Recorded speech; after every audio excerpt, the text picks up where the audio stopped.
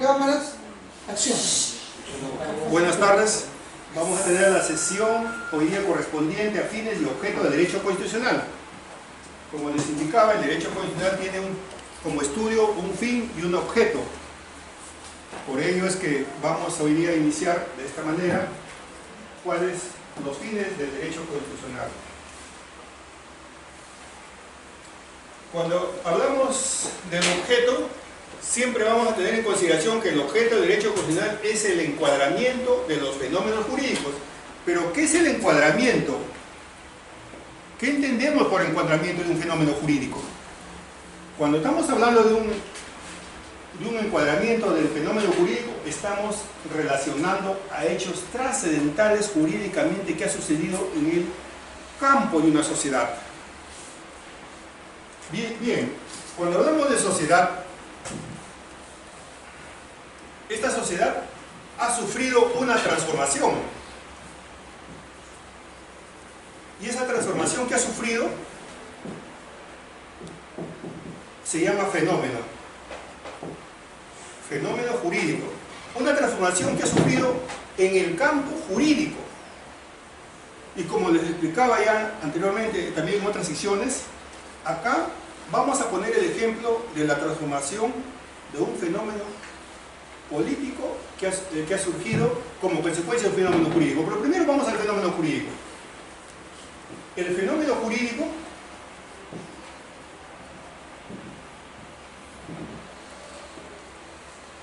que sucedió en el país, en nuestro país. Ejemplo.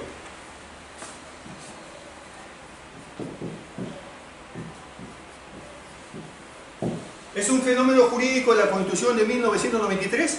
Pues ustedes dirán, ¿pero en qué forma? Porque la Constitución política de 1993 viene de un fenómeno político. ¿Y ese fenómeno político cuál fue? ¿No fue consecuencia de un fenómeno político que es el 5 de abril? Y ese fenómeno político que dio a este fenómeno jurídico, ¿por qué lo llamamos fenómeno jurídico? Porque fue un cambio trascendental en la historia del constitucionalismo peruano. ¿Y cuál es ese cambio trascendental en la historia del constitucionalismo peruano?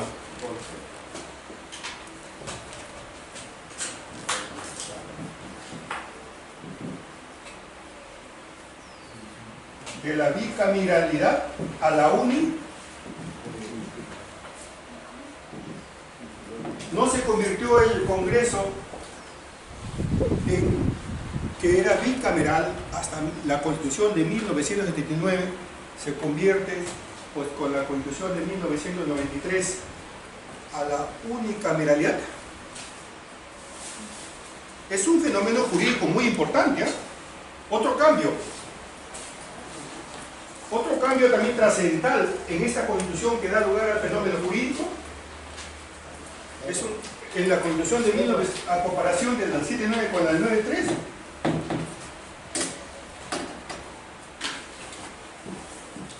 La del 7.9,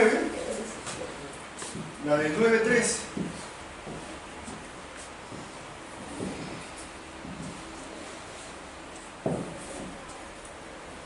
Estabilidad laboral, ¿no es así? Acá, ¿existe o no? No. Ya no hay estabilidad laboral. Otro aspecto también, por ejemplo, que es un fenómeno jurídico importante, trascendental. El Estado ya no es empresario, ¿no es así? En la Constitución de 1979 el Estado no incentivaba a la empresa, también. ¿No participaba como empresario? Y en la del 9.3, ¿cuál es su participación? Ya no, hay la inversión privada. Es que esos son fenómenos jurídicos. Lo discutible si está bien o está mal, eso ya es otra cosa. Pero lo que estamos hablando ahorita desde el punto de vista constitucional es un fenómeno jurídico porque son cambios trascendentales que suceden a través de la historia. Y entonces ese es el objeto del derecho constitucional, el estudio de los fenómenos y el fenómeno jurídico, uno de ellos. Entonces pasemos al fenómeno político, es lo que acontece en una sociedad y que por ello se produce un impacto en el poder que viene imperando sobre los individuos de una determinada organización social. El fenómeno político sucedido en el 5 de abril ¿No impactó en la sociedad? ¿No? Fue una constante, porque hubo un cambio trascendental sobre todo los individuos que formamos parte de esa organización social. Porque recuerden que aparte del fenómeno jurídico que vino más adelante con la Constitución de 1993, hubo impactos en la economía. Lo que hoy costó Inti millón, mañana costaba un sol. ¿Y cuál era? Esto de acá se había devaluado totalmente y acá no nos alcanzaba para nada. Es un fenómeno psicosocial cambiante que nos causó daño, o bueno, no sé, en los individuos que formaban parte de la sociedad. Los ahorros. ¿Quién no nos tenían ahorro, por decir, 10.000 Inti millón, etcétera? ¿Cómo se pudiese que se llama? Y más adelante era 10 céntimos. Hay personas que lloraban. Entonces, esos fenómenos son fenómenos políticos para bien, para mal. También hay fenómenos políticos positivos. Un fenómeno político trascendental a través de la historia que podemos hablar es la Revolución Francesa. La Revolución Francesa no da posteriormente lugar a fenómenos jurídicos. Dentro de ellos, de ese fenómeno jurídico, no es la Carta del Reconocimiento de los Derechos del Ciudadano, no es también la creación de una constitución en Francia. Otro fenómeno jurídico trascendental también no es la independencia de los estados, fenómeno político, perdón, de la independencia de las 13 colonias del yugo británico. Sí, porque posteriormente da lugar a la creación de una constitución y se forma un nuevo estado, estado republicano, que es de los Estados Unidos de Norteamérica. ¿No ven los cambios? Esos son fenómenos políticos. Ahora bien, ¿un fenómeno político da lugar a un fenómeno jurídico o el fenómeno jurídico da lugar a un fenómeno político? ¿Cuál es? Generalmente el fenómeno político da lugar al fenómeno jurídico.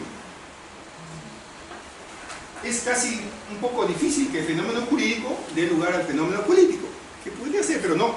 Más es el fenómeno político que da lugar. Bien, por eso decimos que entonces el encuadramiento, el fenómeno político, pero por eso se dice que en un Estado, cuando los acontecimientos impactan en el poder, entonces viene a tener mucha incidencia en las transformaciones de las instituciones que componen dicho Estado. ¿Y qué quiere decir eso?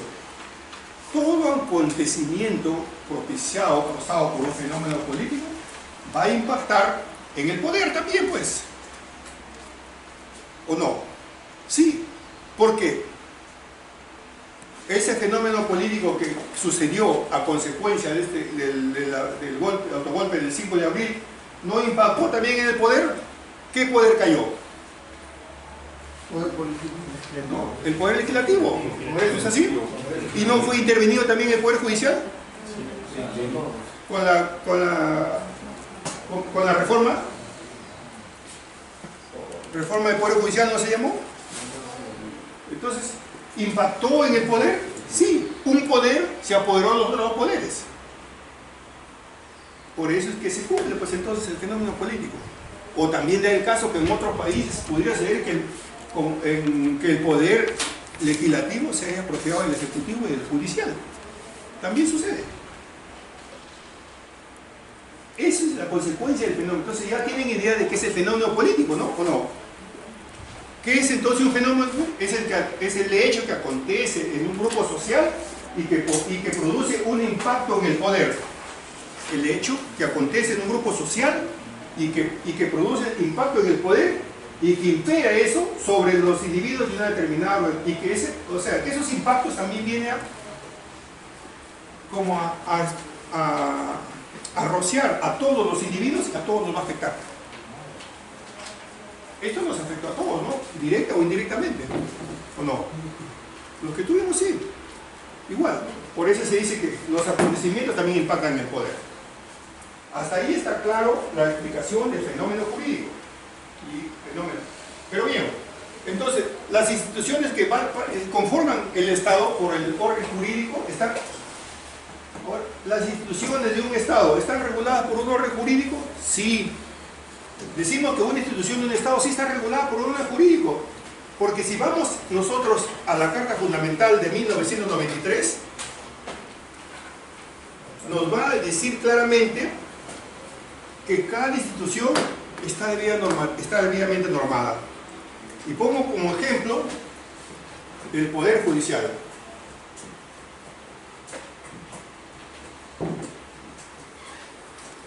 El Poder Judicial tiene su ley orgánica.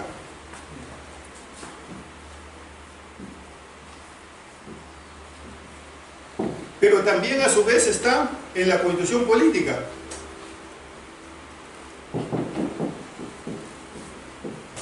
¿Y qué nos dice en la Constitución Política cuál es la función principal del Poder Judicial? Es el que administra justicia a nombre de la nación. Y su ley orgánica es la creación también del Poder Judicial y a su vez también indica todas las funciones del Poder Judicial y de sus instituciones, la Corte Suprema, la Corte Superior, los juzgados especializados y juzgados de paz letrado. Pues en cuestión de competencia, cuestión de funciones, e inclusive también indica cuáles son las sanciones para el personal del Poder Judicial, etc. Entonces, está debidamente regulada por un orden jurídico una institución de un Estado. Sí está. Y si vamos también al otro organismo autónomo, el Ministerio Público, también tiene su ley, que es un decreto legislativo 05, y también está, pero también a su vez está en la Constitución, en la Constitución Política, que es el principal persecutor y persigue de oficio el delito. Entonces quiere decir que sí se está cumpliendo que las instituciones que conforman un Estado están reguladas por un orden jurídico, están debidamente normados, y los acontecimientos políticos del poder institucionalizado, que es el Estado de Derecho, o sea, quiere decir siendo regulado por el derecho. Esto sí se viene a ser objeto de derecho. ¿Qué pasa? Entonces el objeto es estudiar las instituciones de un Estado. ¿El derecho constitucional estudia las instituciones del Estado? Sí, estudia las instituciones del Estado.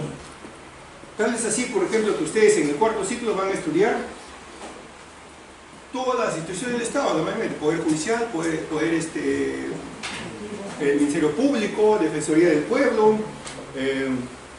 la Consejo Nacional de la Magistratura, etc.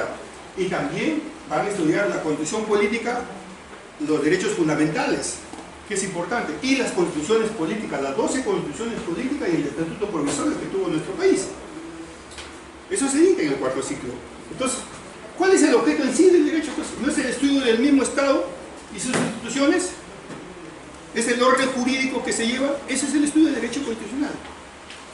Pero lo vamos a estudiar así, rápidamente. ¿Cuál es su función? No, lo van a estudiar desde el punto de vista, al menos de mi punto de vista, de mi proyección, lo estudiarán doctrinariamente y cuáles son las funciones de este tipo de instituciones que llevan a cabo. Bien. Jean Bourdieu, francés, nos explica que hay tres aspectos en el poder político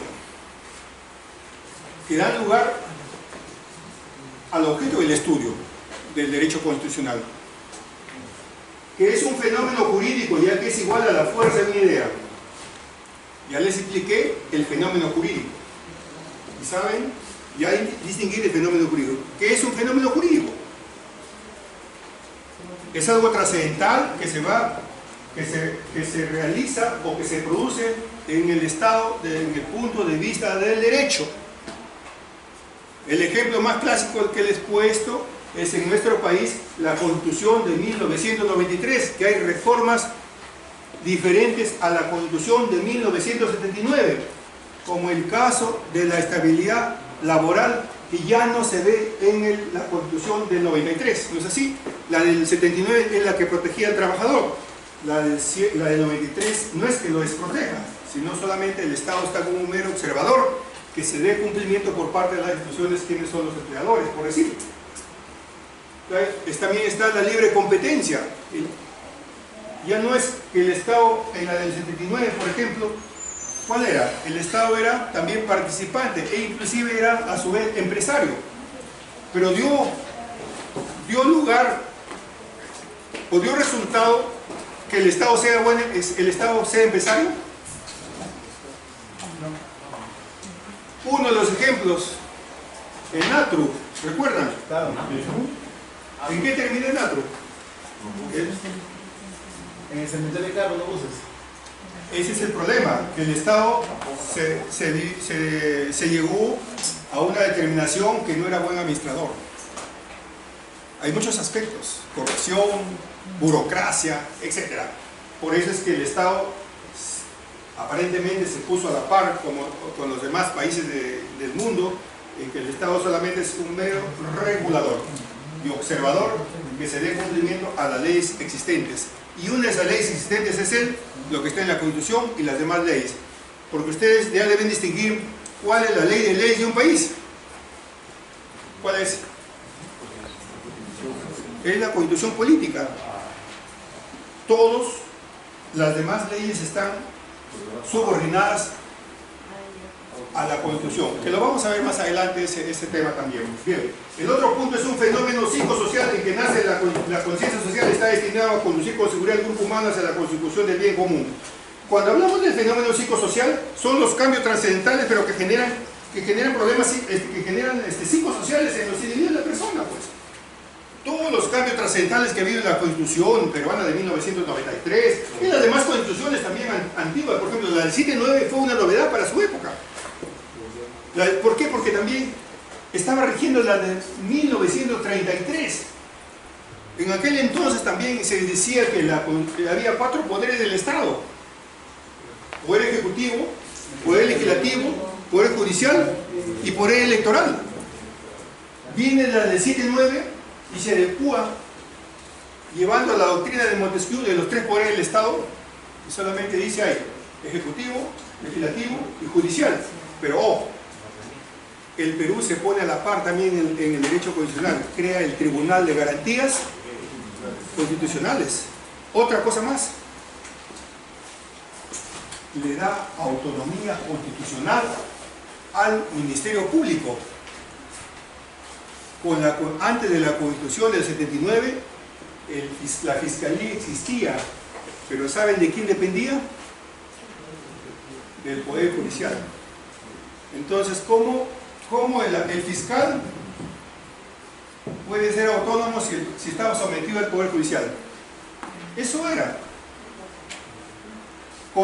Entonces fue un fenómeno jurídico que causó también psicosocial en aquel entonces, cuando se instaura la nueva Constitución de 1979. Sí, también fue, para la época. Porque hubo cambios trascendentales en instituciones. Y eso es que estudia el derecho constitucional. En la del 1933, la Fiscalía no era autónoma. Viene la del 7-9 y le da su ley orgánica y le da autonomía constitucional, ¿eh? Cuando lo crea como un organismo autónomo. Entonces ya no puede estar supeditado ni el presidente, ni el fiscal de la nación puede estar sumiso, pues. Ya pueden actuar los fiscales con autonomía, como sucede ahora. Diferente será ya pues que haya interferencias de poder político, poder económico, etc. Es otra cosa. Pero si hablamos de derecho constitucional, ya hay un cambio. ¿Hubo un cambio trascendental? Sí. Entonces se cumple lo que dice también Bourdieu. El otro es un hecho histórico porque se impone a los miembros de la comunidad las actitudes que se ordenan, y esto queda en la realidad a través del tiempo. El derecho puede estudiarse o puede avanzar hacia adelante sin historia. No, la historia es lo fundamental. Si no, para que estudien bases romanísticas, como se llama acá, o derecho romano, lo que fuese. ¿Por qué se estudia derecho romano? ¿Porque ustedes quieren saber la historia nada más del derecho romano? No, el derecho romano tiene mucha influencia en la codificación actual en el Perú. Sí, existe todavía ahora. El derecho romano existe, introducido en la codificación. Por decir, el mutuo, el comodato, etc. Eso ya estaba regulado en el derecho romano. Ahora también está regulado en el Código Civil. Claro. hay avances modificatorios, porque estamos hablando más de 2500 años. Pero hay modificaciones, entonces por eso es que decimos que son hechos, todos los hechos históricos tienen trascendencia sobre el derecho constitucional más que todo. Y hechos históricos también, por decir, las polis griegas, cómo estaban conformadas, cómo era su democracia, nos han servido de base para que ahora también el derecho constitucional, la elección o el voto popular, la elección de los representantes, sí, pues de ahí parten. En Roma también.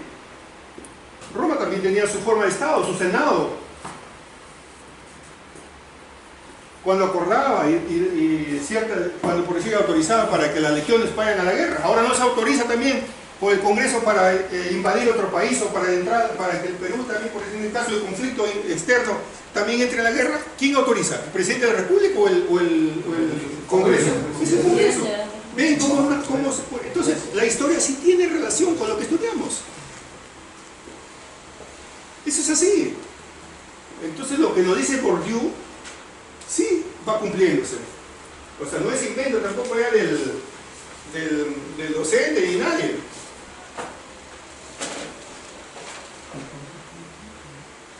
Ahora, ¿y qué es un Estado de Derecho? Cuando decimos qué es un Estado, porque siempre escuchamos nosotros el Estado de Derecho, ¿no? ¿Qué podemos entender como Estado de Derecho? Estado de Derecho es una organización política de la vida de una sociedad, la misma que está sujeta a procedimientos debidamente regulados por la ley.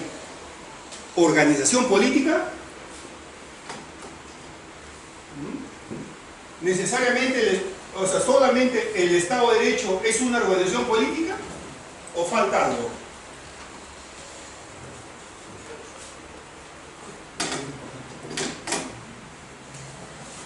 Cuando hablamos de Estado de Derecho,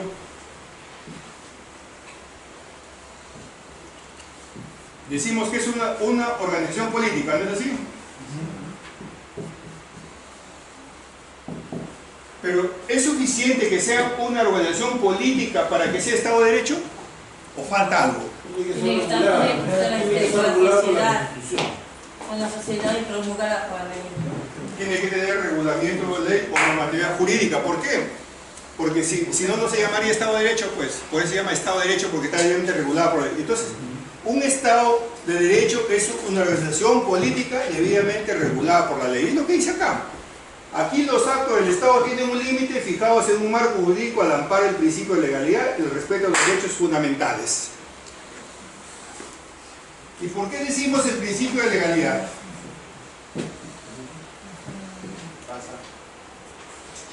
¿Por qué el Estado de Derecho se basa siempre sobre un principio de legalidad? Porque todo Estado de Derecho lo que impera son la normatividad, y en este caso el aplicativo de la ley vigente. ¿Ya? Y dentro de ese aplicativo de la ley vigente acá está la norma constitucional. Cuando hablamos de norma constitucional estamos hablando de la Constitución. Y esa Constitución también tiene que ver con los derechos fundamentales.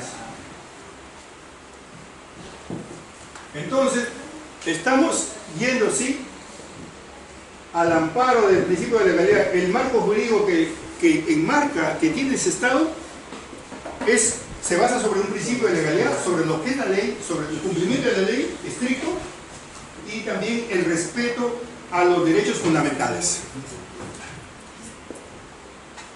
El principio de legalidad es cuando se valora lo justo por una sociedad y que no se puede aplicar una sanción si no está escrita. Claro, cuando decimos que el principio de legalidad, por decir, es lo justo, ¿a alguien se le puede sancionar si no está prescrito en la ley? No. ¿Hay prisión por deudas? No. No hay, pues. Entonces, pero sin embargo, también el principio de legalidad subsiste o dice de que también existe sanción a quien quebranta el ordenamiento jurídico de una sociedad. El hurto, la persona que se apodera legítimamente de un bien ajeno, está cometiendo hurto. Y eso está sancionado. Entonces la sociedad también tiene derecho a defenderse. Y para ello también está debidamente normado en el Código Penal.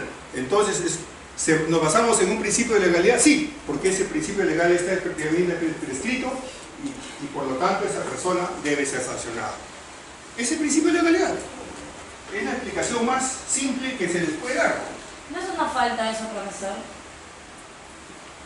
Cuando hablamos de hurto, hay que calificarlo por el monto. ¿Entiendes?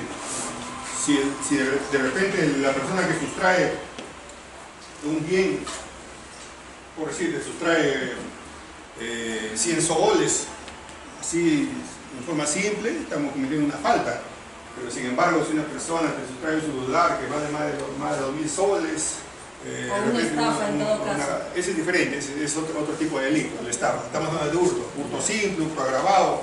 Hay muchas modalidades, se lo van a estudiar más adelante en penal. Pero al menos el hurto simple, porque está caminando por la calle, alguien te arrancha tu cartera, una sola persona, o te sustraen tranquilamente un bien que es valorativo, que pasa la medida de la remuneración del bien habitante, entonces es lo que califica como hurto. Pero si en cambio vienen dos o más personas, te ponen un revólver en la cabeza y te llevan así el monto sea menor, sin embargo eso ya se califica por dos o más personas, con arma, entonces es agravado. ¿Y el robo sistemático a los bancos?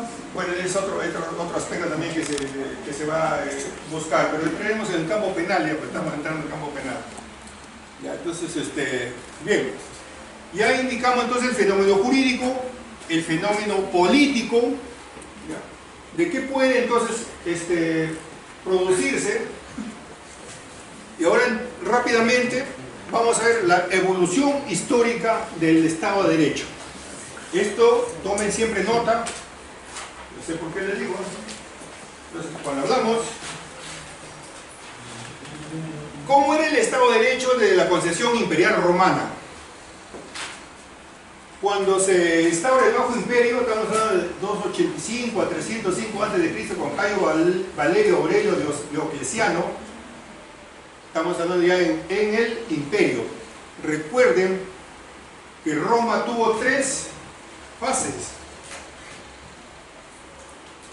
los reyes, la república y el imperio. Acá nace la ley de 12 tablas, ¿ah? Eso estudia en derecho romano ya. Bueno, nosotros estamos hablando de la concepción de Estado desde el punto de vista del Imperio Romano. ¿Cuál era la concepción de Estado desde el punto de vista del Imperio Romano? Era un régimen autocrático. ¿Y qué es un régimen autocrático? Una sola persona es la que disponía y dirigía, por eso se llama auto, la voluntad propia de una persona, en este caso, ¿quién era? El emperador. Auto. Yo soy el que hago lo que quiero. Y de fundamentación teocrática. ¿Por qué fundamentación teocrática? Teo. Es una divinidad. Y supuestamente esa divinidad, yo soy. El emperador era un Dios. ¿No? Por eso es que se dice que imperaba la voluntad del emperador, siendo por ello una monarquía absoluta. Por ello el gobernante se encontraba desvinculado a las leyes que él mismo había establecido y le eximía de cualquier responsabilidad en la comunidad. O sea, el mismo emperador había establecido una norma y él mismo lo quebrantaba, y si lo quebrantaba, él no podía ser sancionado. ¿Por qué? Porque era una divinidad. Él era el todo, él era el Estado. Sí, pues. Justiniano, ya estamos hablando 527, 565 después de Cristo. Recuerden que el Imperio Romano llega a una época de desfase y se divide en dos, ¿no es así? El de Occidente, que se quedó en Roma, y el de Oriente, que se estableció en Constantinopla. No, Constantinopla, Europa también, lo que es ahora Turquía, no hay una parte así. Acá está Constantinopla, y acá este es el Asia, y acá está, este es Italia. El imperio de Oriente se llamaba. Ahí reina Justiniano. Justiniano, ¿qué dice? Dijo que Dios había subordinado las leyes al emperador porque él lo había enviado a los hombres como ley viva. ¿Está más claro? Estamos hablando ya 500 años después de Cristo y miren la concepción de Justiniano.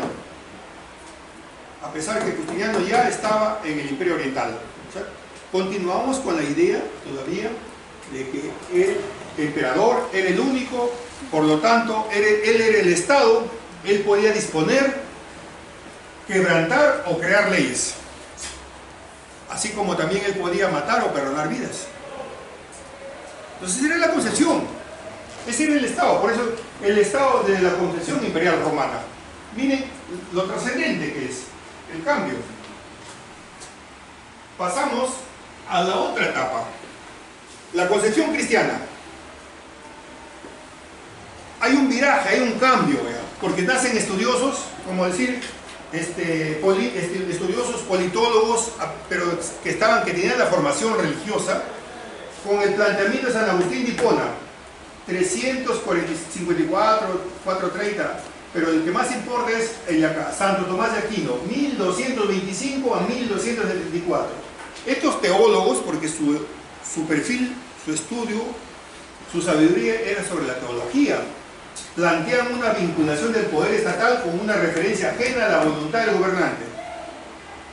Ya separan, ya que el gobernante no era todo, ya debía pues ya debía ser el ego que tenía en el imperio de los emperadores, ya debía desvincularse y por lo tanto ya debe ser algo ajeno al gobernante.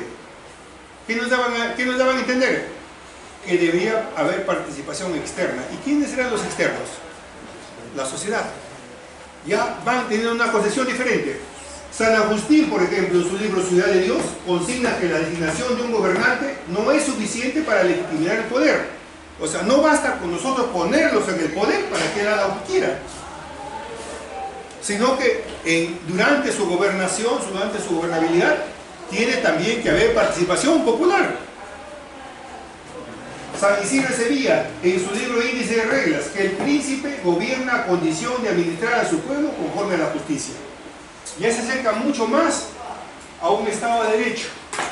O sea, ya debe haber una participación del pueblo, de forma indirecta. Santo Tomás de Aquino, en su libro Régimen del Príncipe, plantea que la ley tiene un vis directiva, o sea, tiene una dirección que orienta y alcanza al gobernante, por tanto se encuentra sometido a su propio cumplimiento. Quiere entender que el gobernante debe someterse ya a una constitución, ¿o no es así? Entonces miren los cambios que van sucediendo a través de la historia. Es una fase ya mucho más ya estamos hablando ya 1200 años ya después de Cristo, pues. Entonces, así va cambiando. Entonces la conceptualización del Estado de Derecho va cambiando, a pesar que todavía eran estados incipientes todavía en aquel entonces, ¿no? Pero ya vamos cambiando la idea. Viene la tercera etapa, que es el constitucionalismo. Esta tercera etapa del constitucionalismo es del siglo XVII y aparece en función a parámetro de la triada: seguridad, libertad, igualdad. Cuando hablamos de esas tres palabras, ¿qué idea nos tomamos? ¿De dónde provienen esas palabras? La Revolución Francesa, pues. Libertad, igualdad y seguridad. La seguridad es la consecuencia de la vigencia plena e integral del derecho. ¿Por qué? Porque si no hay seguridad, ¿qué estabilidad jurídica puede haber? ¿No? Tal como sucede la libertad, porque si no hay libertad también hay restricción de libertad, entonces ya el derecho ya no está, pues. Y la igualdad, lo que se busca en que todos seamos iguales, ¿no? Que no haya distinción. Por eso es que está la no discriminación, que son producto de la realización y verificación efectiva del fenómeno jurídico. Estos hechos son pues de un fenómeno jurídico. ¿Y en dónde se ha dado? En las constituciones. Ahí se ha ido cambiando. No se ha ido introduciendo en las constituciones la igualdad, los derechos fundamentales en que todos somos iguales. Está introduciendo. ¿Son fenómenos jurídicos? Claro, porque han generado cambios. Y primero se ha implantado en una constitución, por decir, en el caso de la constitución política peruana, indica que no hay discriminación por razón de raza, sexo, libertad, opinión, etc. Entonces ahora nosotros estamos impedidos de ingresar, por decir, a una discoteca como lo era antes. ¿Recuerdan que había también restricciones para ciertas personas? Sí.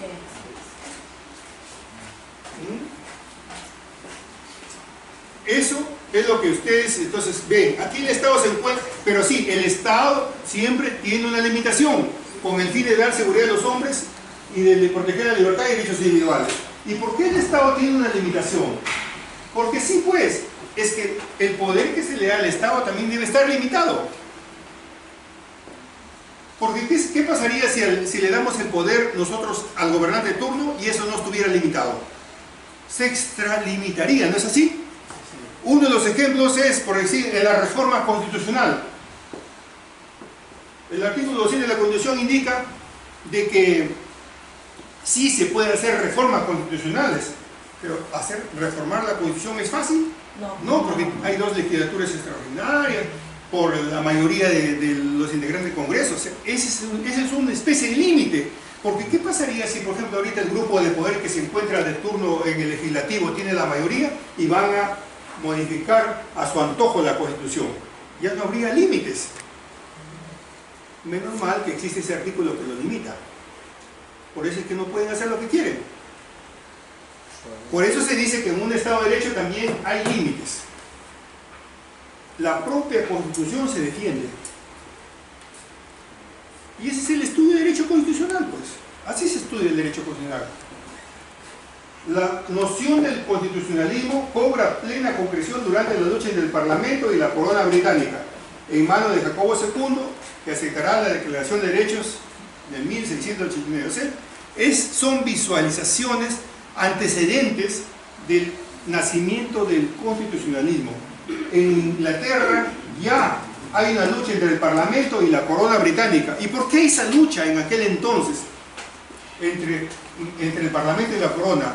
¿Por qué? Porque la Corona va perdiendo poder político y el Parlamento es el que asume el control y la gobernabilidad en Inglaterra.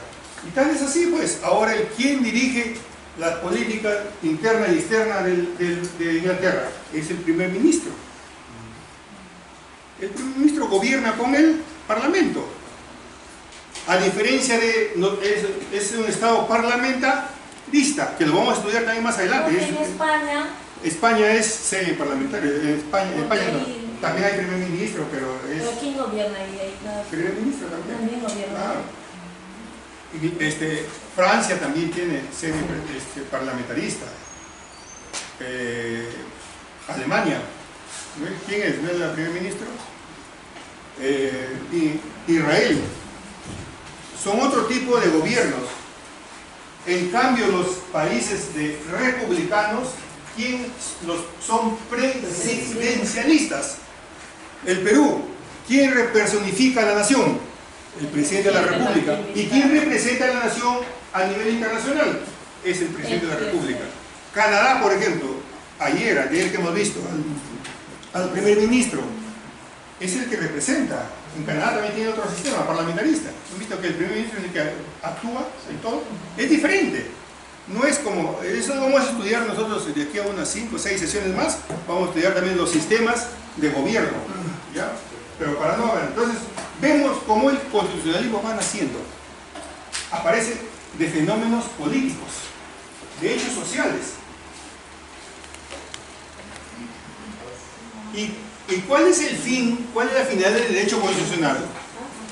Es la meta que aspira el derecho constitucional, teniendo como la idea que tiene todo Estado, así como las personas que conforman esa nación con la igualdad, libertad de los seres humanos, siendo la sociedad como bienestar. O sea, la finalidad es que todos tengamos una igualdad y seamos libres por la condición de que somos seres humanos, pues. Nosotros de que nacemos somos libres. Claro, con las limitaciones también que existen dentro de nuestra vida que vamos a realizar, porque tampoco no podemos tener libertinaje. Así como tenemos derechos, también tenemos que respetar los derechos de la otra persona. Entonces, pero también todo Estado busca la igualdad entre sus semejantes. Ya no hablemos del sentido dogmático religioso, sino del sentido de vista de un bienestar. ¿Y cuál es el bienestar que busca el Estado? El bienestar es que todos participemos directa o indirectamente de una igualdad. Y la sociedad como bienestar también puede venir. La sociedad como bienestar se garantiza el nivel de vida, de educación y la salud de las personas. Y habíamos hablado de que el bienestar común es dar las necesidades básicas. ¿Qué es el bienestar común? ¿Qué busca el Estado con el bienestar común? Dar necesidades básicas en salud, en educación, etc. Entonces, ¿para qué? Para garantizar un nivel de vida, una educación, salud de la persona. El acceso a los servicios públicos es generalizado. ¿Es verdad que todos tenemos acceso a los servicios públicos o nos restringen a todos? No, es generalizado. Esa es una especie de bienestar, porque la distribución de los servicios públicos se realiza de un modo en que todos los ciudadanos tengan acceso a los servicios básicos. Todos podemos tener acceso a los servicios básicos, como alimentación, vivienda. Eso es lo que se busca, medicina, educación, básicos. Tampoco se nos puede dar todo. Derecho a la opinión también, profesor. Ese es parte del, ese es un derecho constitucional, derecho fundamental, perdón, la libertad de opinión. Estamos hablando de bienestar, que es dar los servicios básicos. ¿Cómo se financia la sociedad? Ah, una pregunta muy interesante. ¿Y cómo se financia la sociedad bienestar? O el bienestar de la sociedad, ¿cómo se financia? Se hace mediante el pago de impuestos de manera directa o indirecta por los ciudadanos. Porque ¿qué pasaría si todos reclamamos y el Estado no nos va a dar? ¿Y cuál es el financiamiento de forma indirecta? A través del Estado, ¿no? Cuando ustedes compran muy bien, común y corriente, yo compro una gaseosa, estoy pagando una especie de impuesto, ¿no es así? Y ese impuesto estoy pagando en forma indirecta, ¿no es así? Y forma directa es cuando tengo que contribuir un cierto pago de una declaración. ¿Se dan cuenta? Ahí está también la diferencia. Siempre tengan en cuenta lo que hablo, ¿ah? No haya sorpresas. ¿Y qué es el bien común? Cuando hablamos del bien común en la sociedad, son las condiciones necesarias para que los hombres, familias y asociaciones puedan lograr su pleno desarrollo. ¿Pero el bien común tiene relación con el bienestar? Claro, porque si la sociedad bienestar, o sea, lo que nos dan las necesidades básicas, sirve para eso, pues, para el bien común de una sociedad. Conceptualmente, el bien común es el conjunto de libertad, bienes y servicios que hacen posible a las personas su mejor desarrollo en la sociedad en que ellos forman parte. ¿Y cuáles son los elementos del bien común?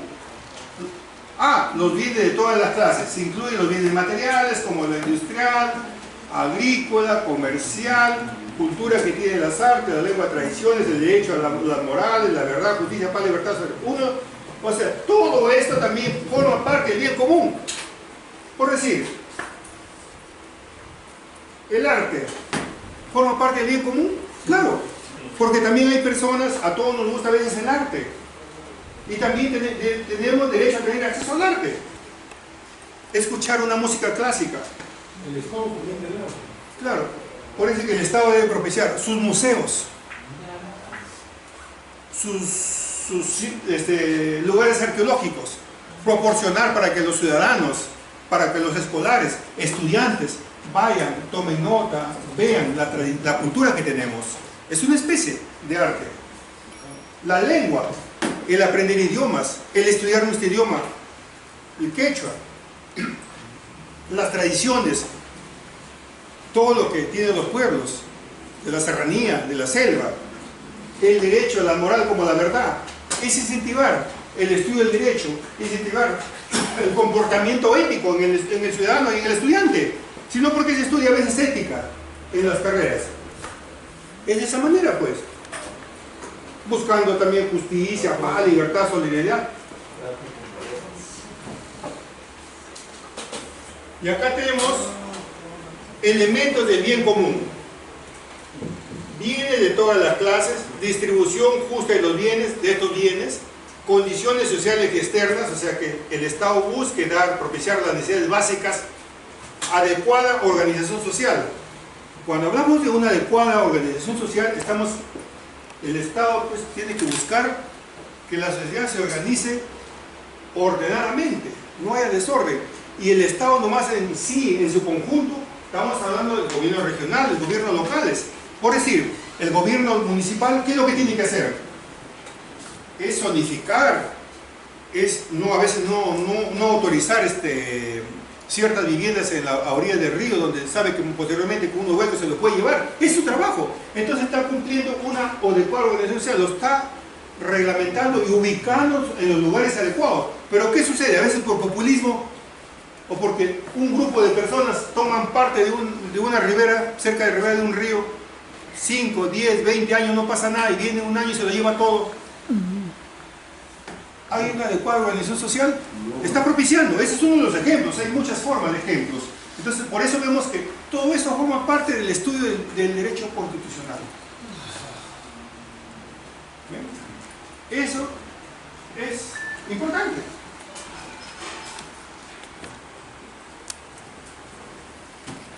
Cuando hablamos de la justa distribución, el segundo punto, todas las sociedades, sean pequeñas o grandes, deben tener participación del bien común. La libertad, los bienes y servicios así mismo están en la obligación de los que adquieren los bienes, pueden acrecentar los mismos, esto para el beneficio de la sociedad.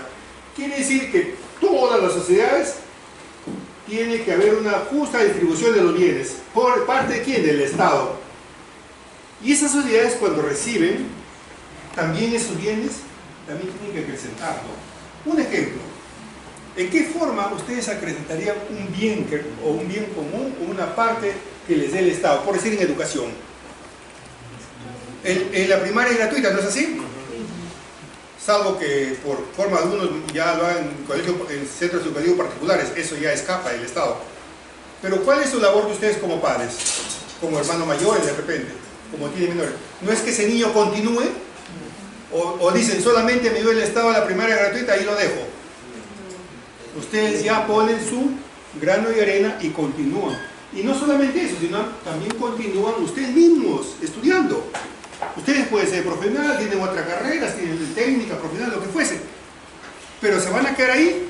Muchas veces se vienen ustedes esforzándose, pero vienen a propiciar, a continuar con los estudios. Iguales. Esa es parte de la distribución también de los bienes. Recibimos algo, pero también tenemos que poner mucho de nuestra parte. Otro punto, las condiciones sociales externas. Deben darse las condiciones que permitan a los individuos y a las sociedades menores desenvolverse adecuadamente con la implantación y mantenimiento del orden público dentro de un clima de paz social. ¿Qué quiere decir eso?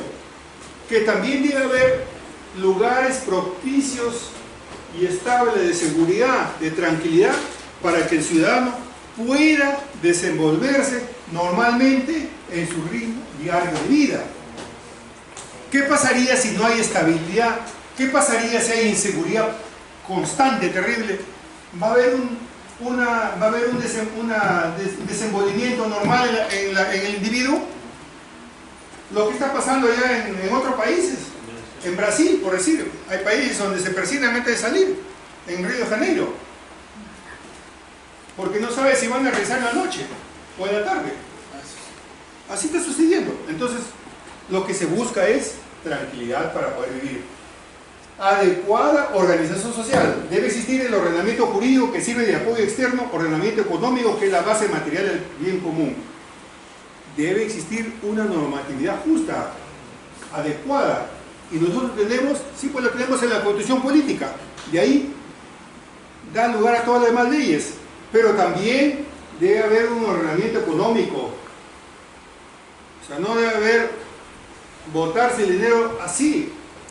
Por eso existen ahora legislación también, que los gobiernos locales, los gobiernos regionales no pueden disponer el bien así nomás.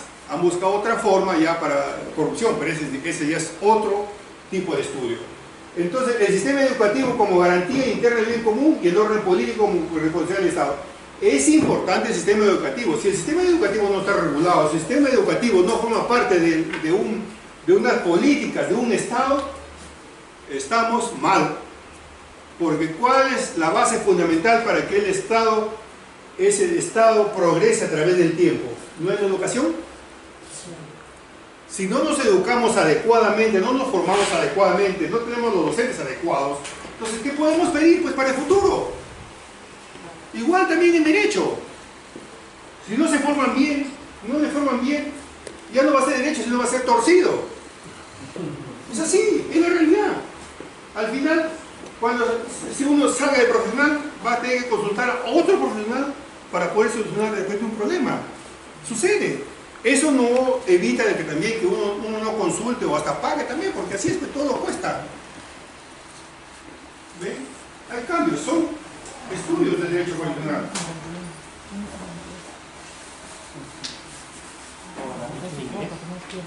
Bueno, ahí hemos terminado entonces por hoy día la clase.